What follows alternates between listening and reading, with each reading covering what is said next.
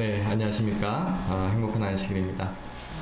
오늘 주제는 주의 성령이 내게 임하면 이라는 주제로서 하나님의 말씀을 서로 간에 나누고 싶습니다.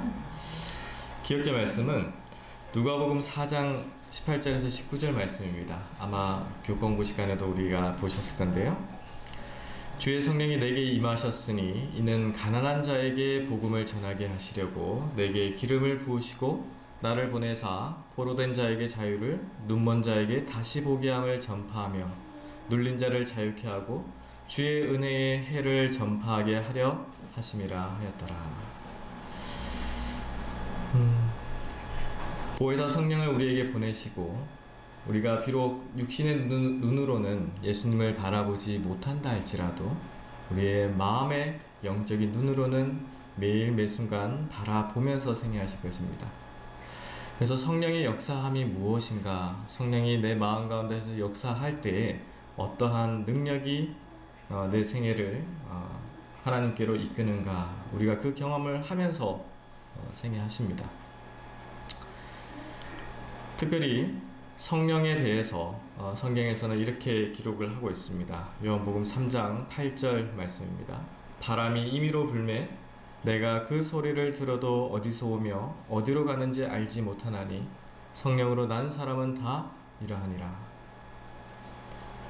지금도 밖에 바람이 불고 있습니다. 그래서 시원한 바람이 내 피부에 와 닿았을 때 참 기분이 좋아요. 그리고 그 바람에 의해서 특별히 아름다운 꽃향기도 같이 그 바람에 실려서 나에게 오면 굉장히 향기도 좋고 시원하고 기분이 좋아집니다.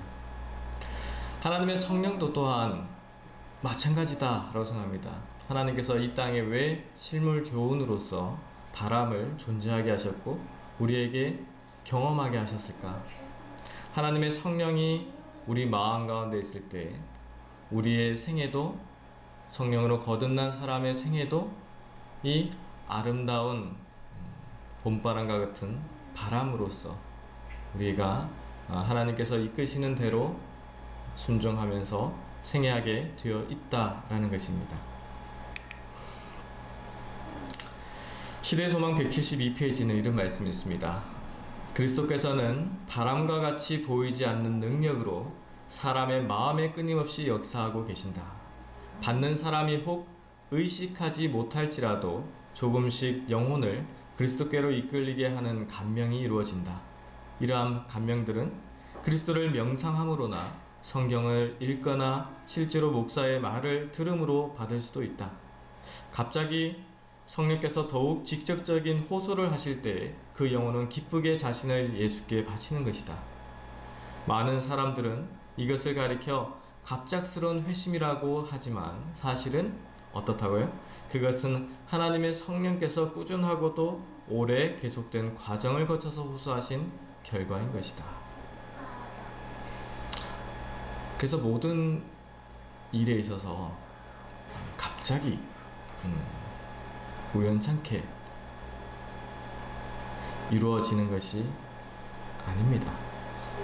끊임없이 우리 마음 가운데 성령께서 역사하시고 예수님께로 이끄시고 성령의 감동함을 경험하면서 그 생애를 살기 때문에 어느 순간에 성령께서 내 마음 가운데 더욱 충만히 임하실지는 모릅니다.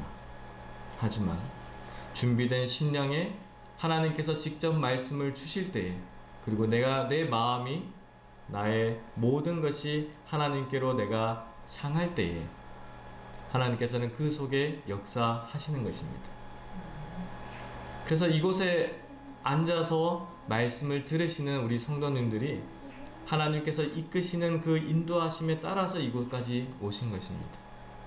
우연찮게요? 아닙니다. 성령께서 이끄시고 계시기 때문입니다. 그러면 성령께서 우리 마음 가운데 임할 때 우리 마음 가운데 어떠한 부분에 있어서 더욱 깊이 연구하게 됩니까? 그가, 요한복음 16장 8절 말씀입니다. 그가 와서 죄에 대하여, 의에 대하여, 심판에 대하여 세상을 책망하시리라. 요한복음 16장 8절 말씀인데요.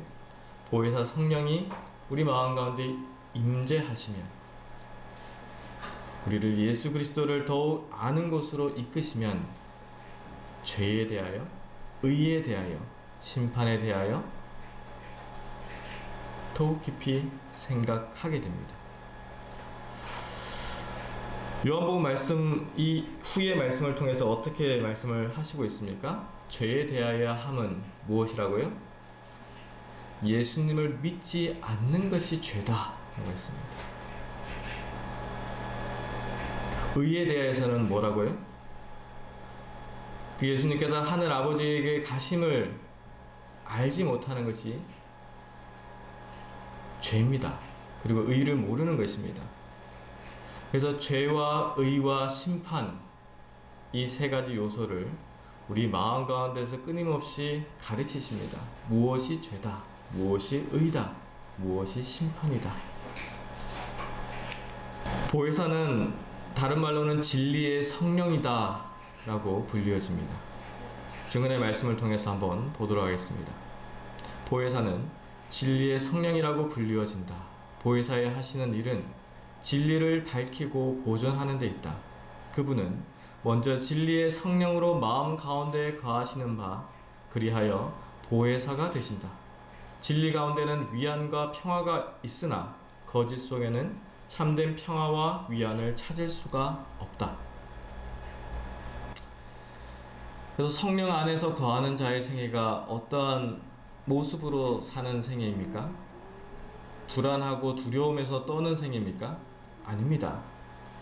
하나님의 성령이 정말 우리 마음 가운데 임재하고 있다면 그 보혜사라는 이름 그대로 하나님의 은혜가 우리 가운데에 임재하는 경험을 하는 생애입니다. 하나님의 은혜가 내 마음을 주장하고 내 생애를 주장하기 때문에 나의 마음에서부터 얼굴로, 생애로 우리가 나타내야 할 것은 무엇입니까? 감사함입니다. 감사함. 그래서 우리가 감사하기 때문에 미소 지을 수 있고, 감사하기 때문에 봉사할 수 있고, 감사하기 때문에 헌신할 수가 있는 것입니다. 순종하는 생애도 마찬가지입니다. 우리가 어떻게 하나님의 거룩한 율법에 순종할 수 있습니까? 하나님의 은혜에 감사하기 때문에 순종하는 것입니다. 그래서 그러한 감사함의 생애를 우리가 진실로 경험하게 되면 우리 마음 가운데는 위안과 평화가 존재하게 됩니다.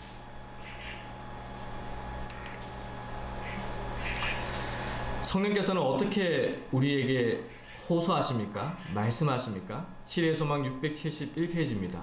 성령께서는 성경 말씀을 통하여 마음에 말씀하시며 진리를 심령에 깊이 새기신다. 이와 같이 성령께서는 잘못을 드러내시고 심령에서 그것을 내쫓으신다. 그리스도께서 당신의 택하신 백성을 자기에게 복종하게 하심은 하나님의 말씀을 통하여 역사하시는 진리의 성령으로 말미암아 행하시는 것이다. 하나님의 말씀을 가까이 두십시오라고 자주 이야기하는 이유가 바로 이러한 이유가 있기 때문입니다. 하나님의 말씀을 자주 읽으십시오. 자주 묵상하십시오. 자주 들으십시오. 왜 그렇습니까? 그 말씀을 통해서 진리의 성령이 우리 마음 가운데 오시기 때문입니다. 그 진리가 우리 심령 깊이 새겨지게 됩니다. 각인됩니다. 새겨지고 각인된 심령에는 무엇을 싫어하게 됩니까? 죄, 악을 싫어하게 됩니다. 그래서 우리에게 주신 양심이 있지만 그 양심이 더욱 민감해지는 것입니다. 하나님의 말씀에 의해서. 그래서 세상에서 볼 때는 아무런 흠이 아니고 점이 아니고 죄가 아니지만 하나님의 시선으로 하나님의 성령이 우리 마음 가운데 임재할 때는 그것이 흠이요 점이요 죄가 되는 것입니다. 그래서 그것을 내쫓는 것입니다. 하나님, 내쫓게 도와주십시오 라고 간구합니다. 기도합니다. 그 모든 일이 우리 인간이 하는 것입니까? 아닙니다. 성령께서 내 마음을 주관하셔서 하시는 일입니다. 그러한 심령을 가진 자들만이 하나님의 말씀에 순종하고 복종할 수가 있습니다. 우리가 그러한 마음이 내 마음 가운데 성령의 임재의 역사가 있을 때에만이 바로 하나님의 말씀에 복종할 수 있고 순종할 수가 있는 것입니다.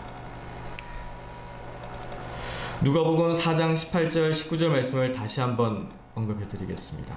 주의 성령이 내게 임하셨으니 이는 가난한 자에게 복음을 전하게 하시려고 내게 기름을 부으시고 나를 보내사 포로된 자에게는 자유를, 눈먼 자에게 다시 보게 함을 전파하며 눌린 자를 자유케 하고 주의 은혜의 해를 전파하게 하려 하심이라 하였더라. 주의 성령이 우리 각자의 마음 가운데 임하면 우리가 어떤 일을 합니까? 어떤 마음을 가집니까?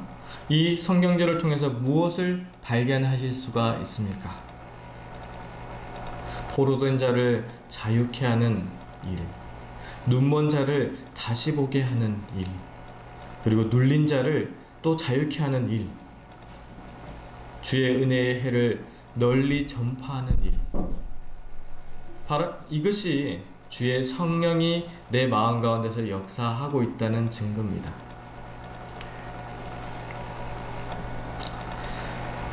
증언의 말씀에는 이렇게 기록합니다. 성령은 영혼들 속에 영적 생명을 불어 넣으시는 분이시다. 성령을 나누어 주신다는 것은 그리스도의 생명을 나누어 주신다는 의미이다. 성령을 받는 자는 그리스도의 속성으로 물들여지게 된다. 그런 거로 하나님의 가르치심을 받고 마음속에 성령의 역사를 지니고 그의 생애에 그리스도의 생애를 나타내는 자만이 대표자로 서서 교회를 위하여 봉사해야 한다. 우리가 어떠한 일을 하기 위해서는, 특별히 하나님의 일을 하기 위해서는 바로 이러한 경험을 한 자만이 하나님께 영광을 돌리는 일을 할 수가 있는 것입니다. 그리스도의 생명을 나누어 준다는 의미를 우리가 이해해야 합니다. 경험해야 합니다. 그것이 될 때에 우리의 마음에 성령이 함께함을 느끼게 되고 알게 될 것입니다. 성령으로 거듭난 생애는 그리스도의 속성으로 물들여지는 생애입니다. 그리스도의 마음이 나의 생애를 통하여서 나타나는 생애로 변하는 것입니다. 그러한 변하는 생애가 바로 성령이 역사하고 있다는 것을 나타내는 생애가 될 것입니다. 요한계시록 18장 4절 말씀을 보면, 계시록 18장 천사의 기별이 나옵니다. 또 내가 들으니 하늘로서 다른 음성이 나서 가로되 내 백성아 거기서 나와 그의 죄에 참여하지 말고 그의 받을 재앙들을 받지 말라. 요 근래에 이 말씀을 가지고 개인적으로 연구하시는 분들도 많으시고 또 연구한 바를 개인적으로 주장하시는 분들도 많으세요. 저는 이 말씀을 보면서 이런 생각이 들었습니다. 우리 성도님들은 어떤 생각이 드십니까? 이 말씀이 정말 거기서 빠져나오지 않으면 재앙들을 받을 수밖에 없기 때문에 절실한 마음으로 호소하는 기별로 들리십니까? 아니면 어떤 권위적인 모습으로서 그곳에 나오지 않으면 너희는 계시록 18장 4절의 이 기별을 전하는 자들이 아니다 라는 어떤 경고의 음성으로 들리십니다.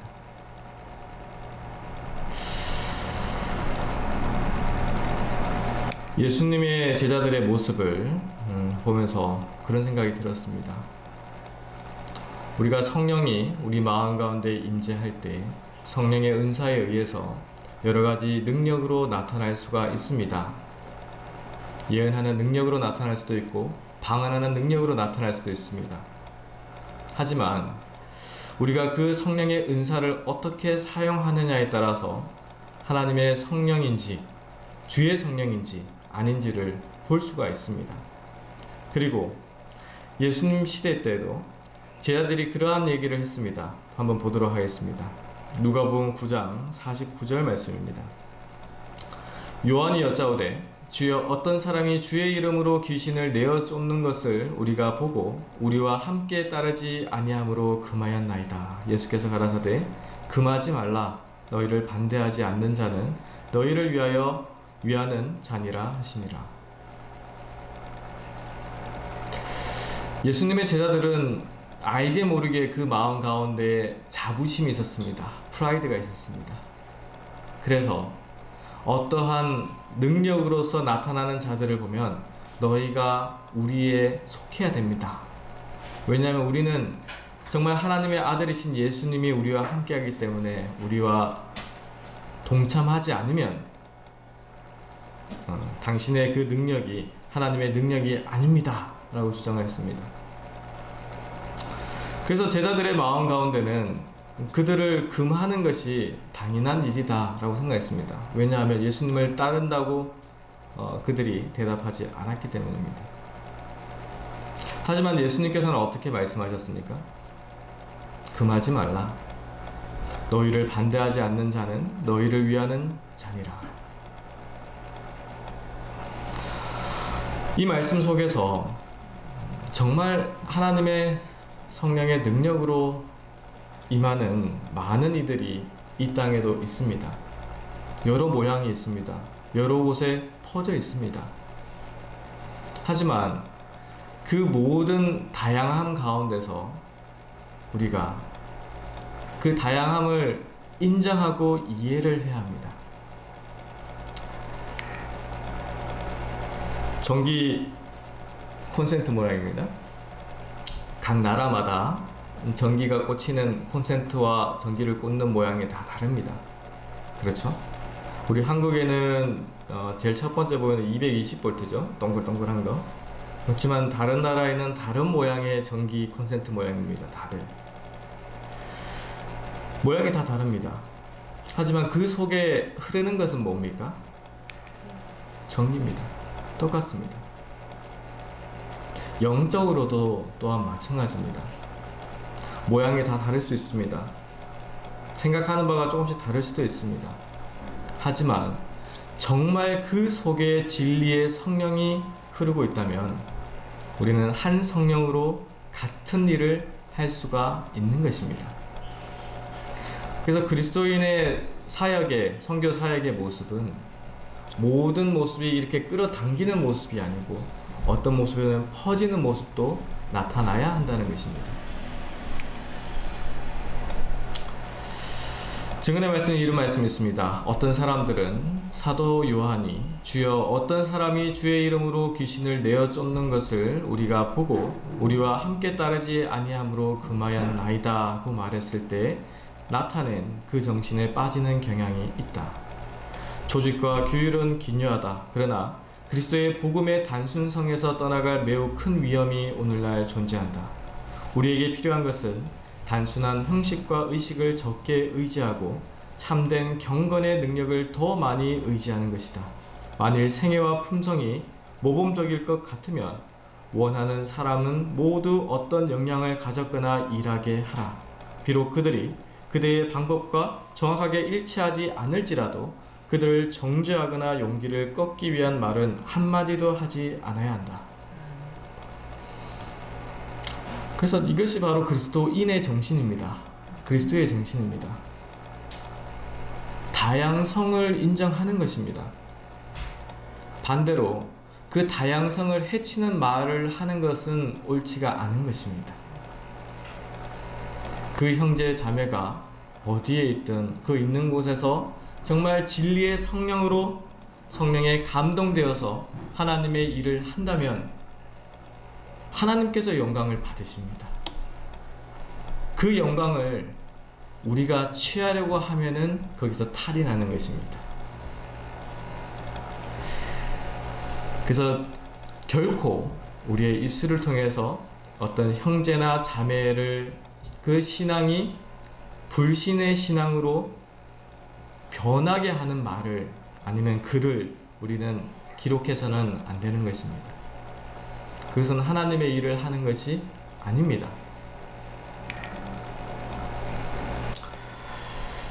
이사야서 14장 12절 14절에 이런 말씀이 있습니다. 너 아침의 아들 계명성이여 어찌 그리 하늘에서 떨어졌으며 너 열국을 엎은 자여 어찌 그리 땅에 지켰는고 내가 내 마음에 이르기를 내가 하늘에 올라 하나님의 뭇별 위에 나의 보좌를 높이리라. 내가 북극 지폐의 산 위에 좌정하리라. 가장 높은 구름에 올라 지극히 높은 자와 비기리라 하도다.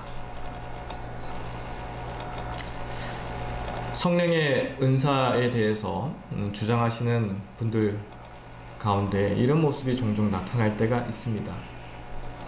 무슨 말이냐? 개인이 연구하고 개인이 주장하고 개인이 말씀으로써 이것이 하나님의 진리입니다 라고 주장을 합니다. 하지만 그 결론에 있어서는 내가 나타납니다. 내가 연구한 바를 깨달아야 합니다. 내가 연구한 바를 따라와야 합니다. 그런 주장들 많이 듣지 않습니까? 근데 그 내가라고 하는 나의 주장, 나의 뜻, 나의 연구, 그 나 자신을 높이는 정신을 그리스도인들은 주의해야 합니다. 왜냐하면 내 자신을 높이는 정신은 계명성, 루시퍼, 사단의 정신이기 때문입니다.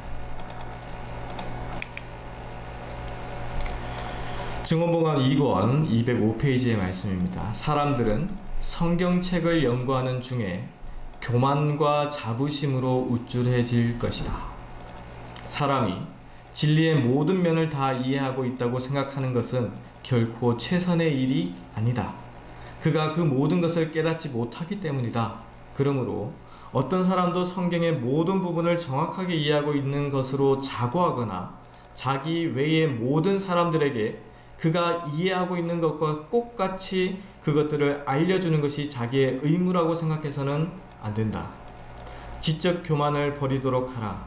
나는 모든 종류의 영적 교만을 갖지 못하도록 경고하는데 나의 음성을 높이는 바이다.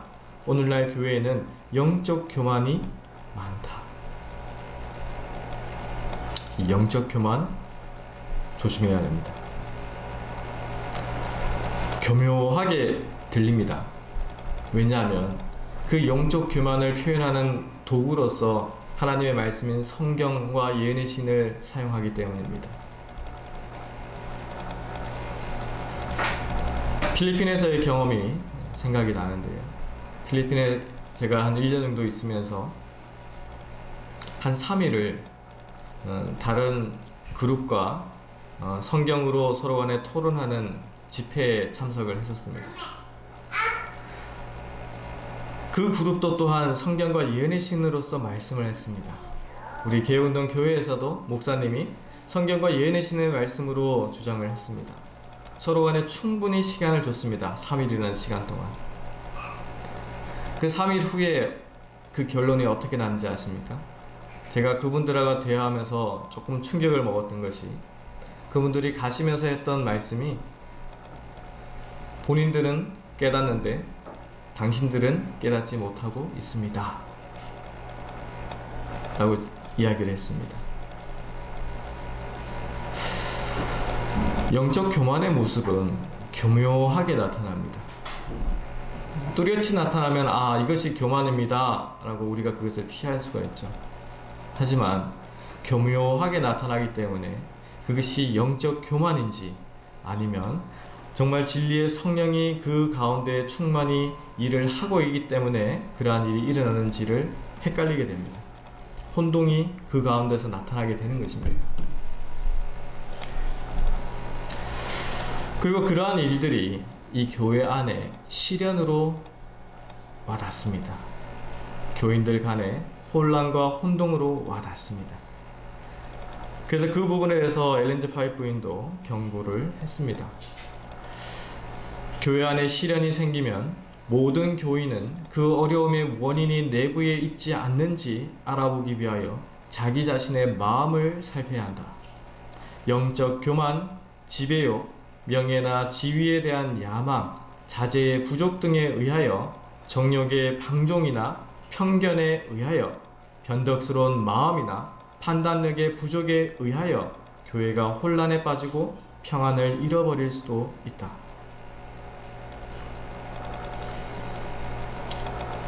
그 원인은 우리 각자의 마음 속에서 찾아야 되는 것입니다.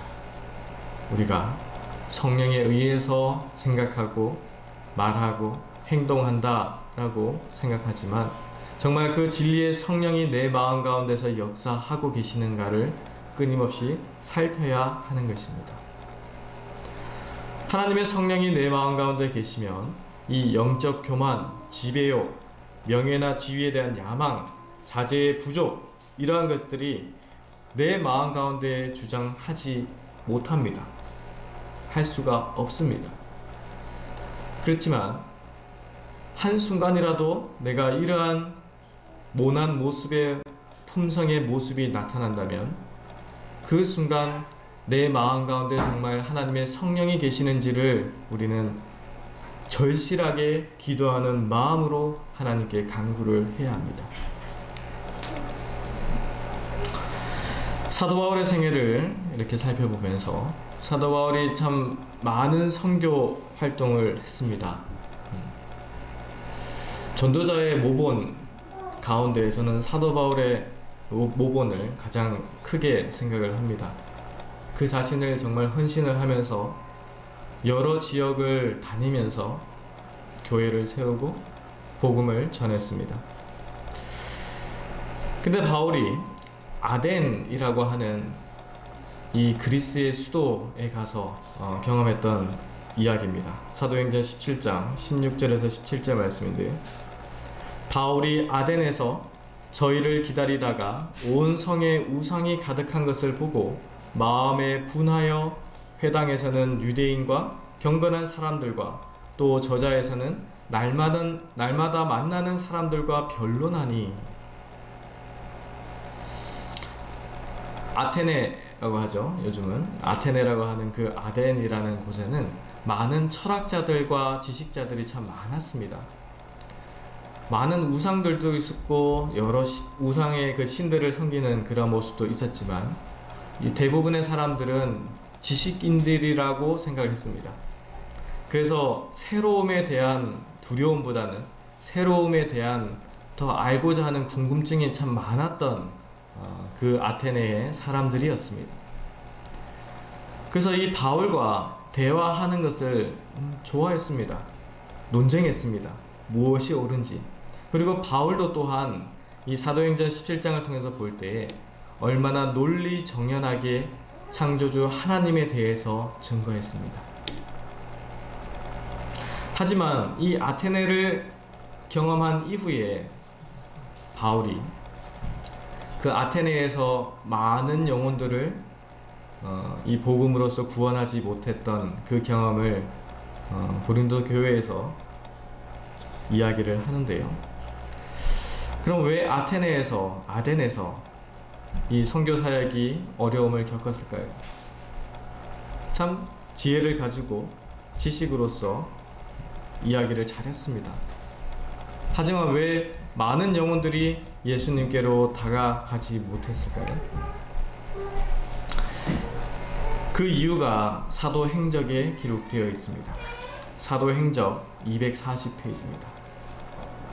바울의 말을 들은 사람들 중에는 제시된 진리를 저희 마음에 확신한 사람들이 있었으나 그들은 하나님을 인정하고 구속의 경륜을 받아들일 만큼 자신을 낮추고자 하지 아니하였다.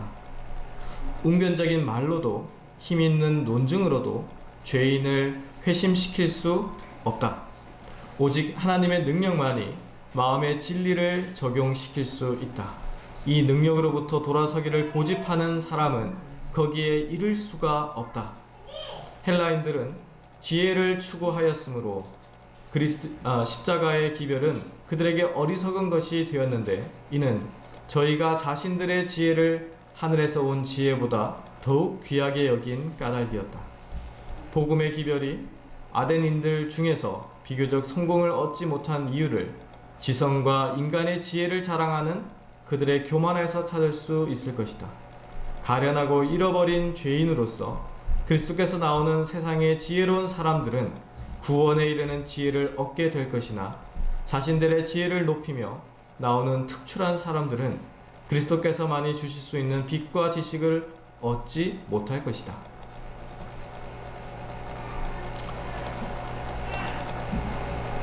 영적 교만입니다. 이것이 특별히 스스로 지혜 있다고 생각하는 자들에게는 더욱 쉽게 빠질 수 있는 덫입니다. 사단의 덫입니다. 정말 그리스도께로 더 가까이 가는 자의 생애는 사도 바울의 변화된 모습을 통해서 그 모습이 어떠한 모습이구나 라는 것을 우리가 볼 수가 있습니다. 사도 바울이 아테네 선교 사역을 마친 후에 간 곳이 바로 고린도입니다. 고린도 교회에 가서 사도 바울이 형제들에게 이야기하는 그 말을 한번 보도록 하겠습니다.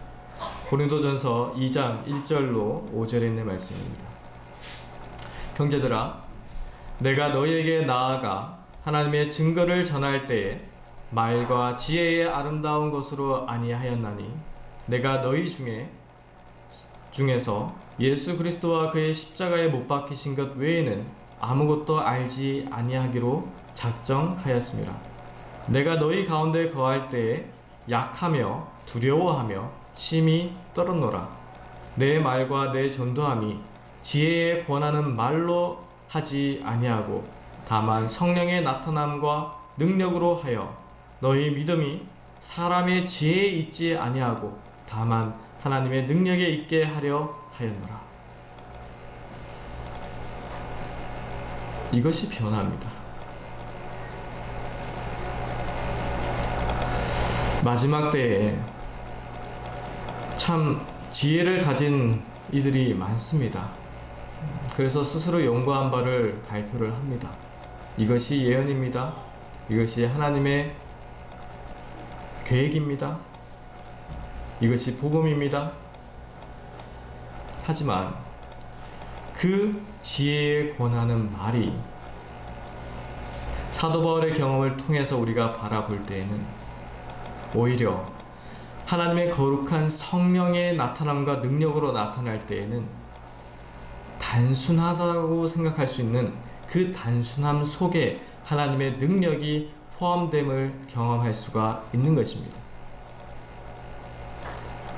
그래서 오히려 고린도 교회에서의 선교 사역이 더욱 큰 부흥을 일으켰습니다.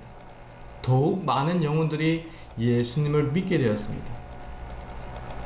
저는 마지막 때의 마지막 사명이 무엇일까 라는 생각을 할 때 물론 예언 연구 필요합니다.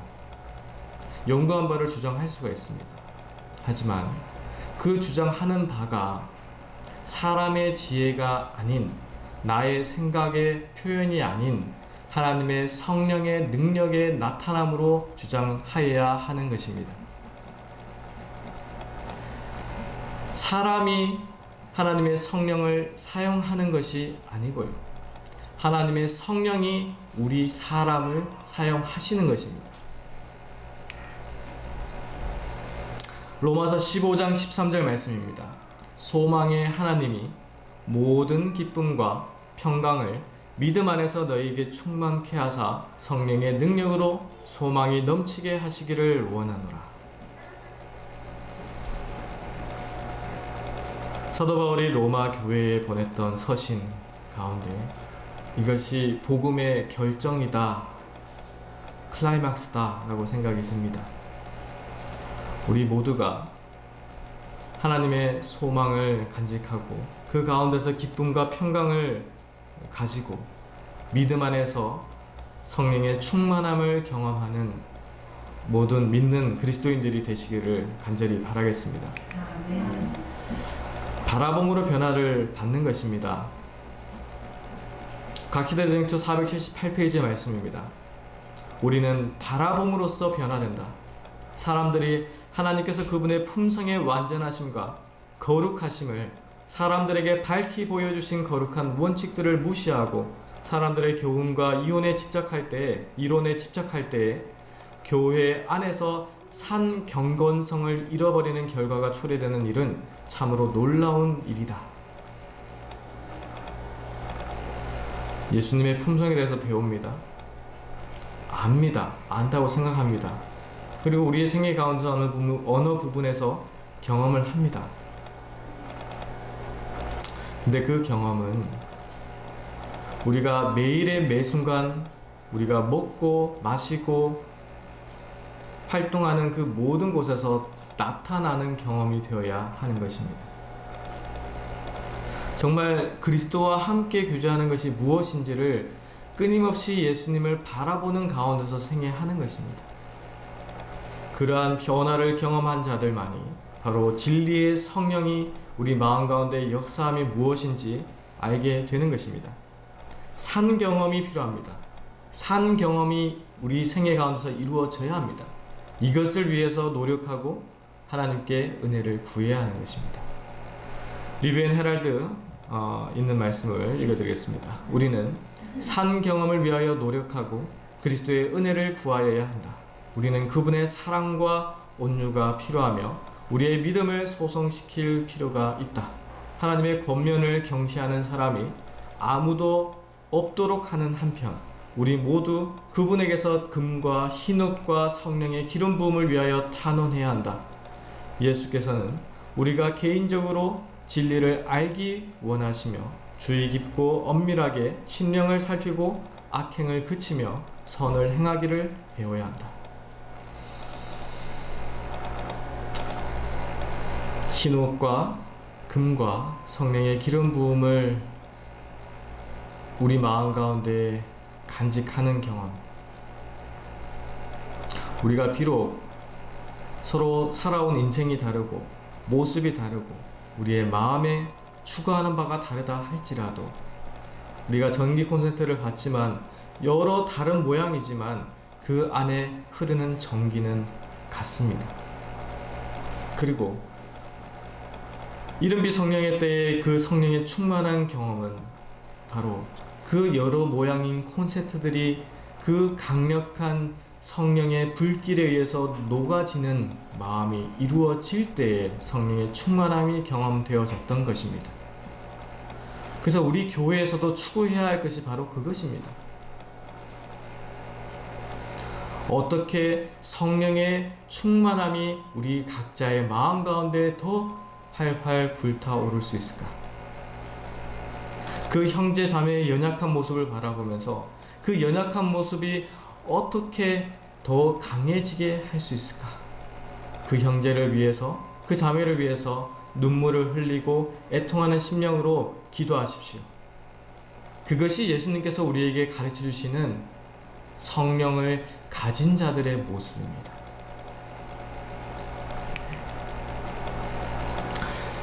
요한계시록 3장 19절 말씀입니다. 무릇 내가 사랑하는 자를 책망하여 징계하노니 그러므로 내가 열심을 내라 회개하라. 열심을 내시고 회개하시기를 바라겠습니다. 하나님의 책망과 질책을 두려움으로만 받아보시지 마시기를 바라겠습니다. 하나님께서 그만큼 사랑하시기 때문에 회초리를 드시는 겁니다. 우리 옆에 있는 형제자매가 그러한 모습으로 나아갈 때 내가 회초리를 드는 것이 아니라 하나님께서 회초리를 드실 겁니다.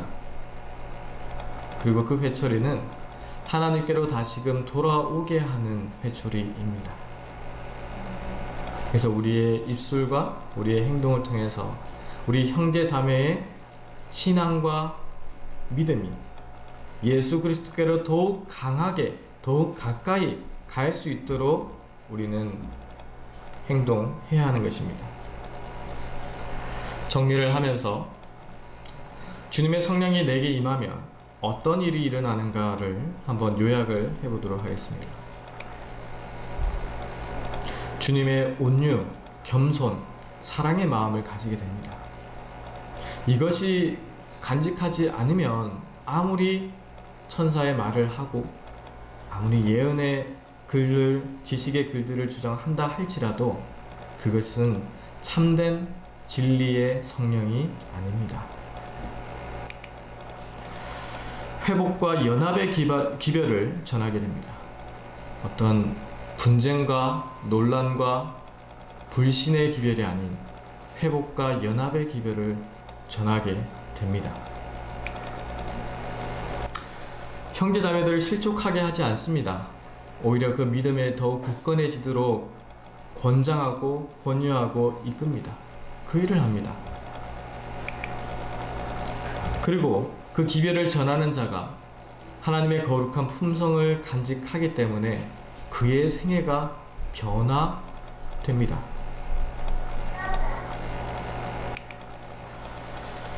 그리고 나 자신을 높이지 않습니다. 기별을 전하는 기별자도 마찬가지입니다. 그 기별자 자신을 높이는 것이 아닙니다. 그리고 참된 기쁨으로 맡겨진 모든 일을 합니다. 그 사명에 짓눌려서, 그 멍에에 짓눌려서 힘들다, 괴롭다, 아니면 날카로운 칼의 말로써 형제 자매들에게 이야기하지 않습니다. 그리고 마지막으로 모든 영광을 하나님께 돌립니다. 이게 참된 주님의 성령이 임한 자들의 모습입니다. 그래서 이 마지막 때에 우리가 혼동하지 말아야 할 것이, 그리고 우리 마음 가운데에 불신이 아닌 더욱 굳건한 믿음을 간직할 수 있는 길이 바로 참된 주님의 성령이 내 마음 가운데 임재하는 경험을 하는 것입니다. 그것이 될 때에는 우리가 어떠한 사단의 바람이 분다 할지라도 우리는 흔들리지 않을 것입니다. 믿음으로 승리하는 경험을 하게 될 것입니다. 소망으로 예수 그리스도의 그 재림을 학수고대하는 자들이 될 것입니다. 아무쪼록 이 하나님의 거룩한 성령이 우리 생애를, 우리 마음을 주관하시기를 간절히 바라면서 오늘 말씀을 마치도록 하겠습니다.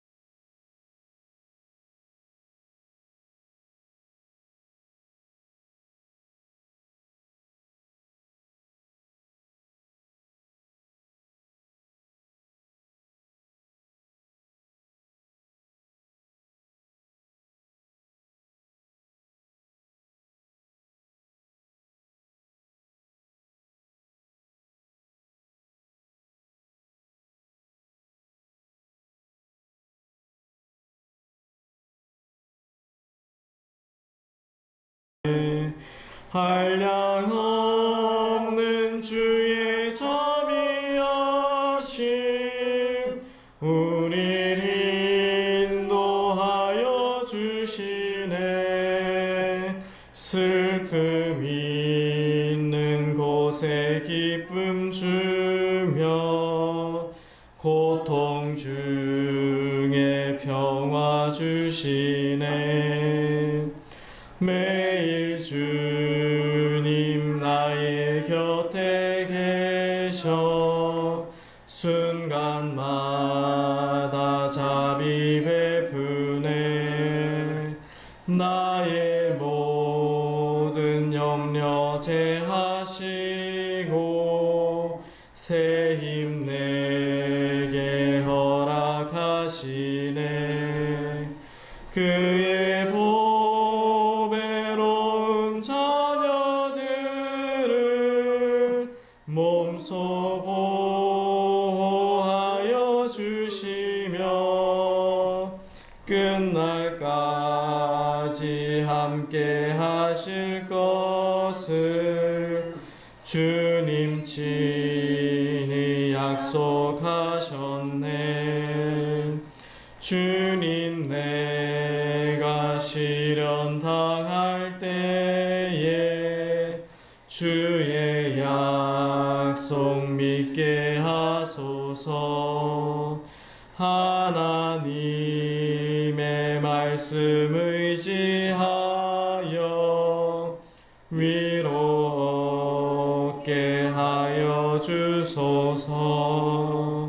주여 어려운 일 당할 때에 주의 귀한 손길 펴시사 하루하루 도와주옵소서. 천국 문에 이를 때까지. 네, 다 같이 기도드리겠습니다.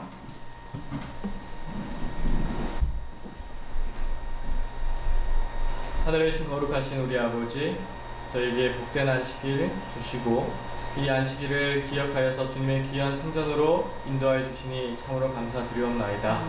이 시간을 통하여서 특별히 복음에 대한 기별을 저에게 들려주시고 주님의 성령이 우리 마음 가운데 임재할 때 얼마나 놀라운 역사가 이루어짐을 저희가 기억할 수 있도록 주님 도와주시옵소서. 저희의 생애가 주님의 파수꾼들로서 주님의 기별을, 참된 기별을 전하는 참된 기별자들로서 증거할 수 있도록 도와주시고 우리의 마음이 변화되고 우리의 생애가 변화되고 그 변화된 생애가 이 세상에 빛과 소금으로서 증거되는 놀라운 역사가 이루어질 수 있도록 주님 역사하여 주시옵소서. 이 안식일의 경험이 그러한 복음의 기별을 이해하고 또 간직하는 우리의 사명을 또한 기억하는 그러한 시간들로 채워질 수 있도록 도와주시고 우리의 말과 행동이 그리스도를 대표하는 대표자들로서 생애하고 있음을 잊지 않도록 주님 은혜 베풀어 주시옵소서. 오늘 이곳에 오지 못한 주님의 사랑하는 백성들이 있습니다. 특별히 육신으로나 영적으로 고통 가운데 있는, 아픔 가운데 있는 영혼들이 있습니다. 그들을 위로하여 주시고 그들의 아픔을 주님 치유하여 주셔서 이 안식일의 참된 안식일의 축복을 경험하고 하나님이 함께 하심을 경험하는 귀한 시간들이 그곳에서도 이루어질 수 있도록 주님 축복하여 주시옵소서. 우리 서울교회를 위해서 기도합니다. 우리가 비록 적은 무리지만 우리 각자가 진리의 성령이 우리 마음 가운데 역사할 때 얼마나 큰 능력을 베품을 우리가 너무나 잘 알고 있습니다.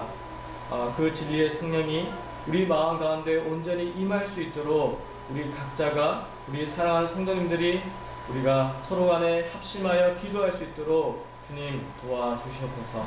우리의 마음이 진실되게 도와주시고 우리가 주님 앞에 더욱 담대히 나아가는 믿음의 담대함을 가질 수 있도록 주님 도와주시옵소서. 이곳에 항상 주님의 역사하심이 그 성령의 충만함이 경험되는 그러한 교회가 되고 그러한 하나님의 백성들이 되기를 간절히 바라오며 살아계신 예수 그리스도의 이름으로 간절히 기도드리옵나이다. 아멘.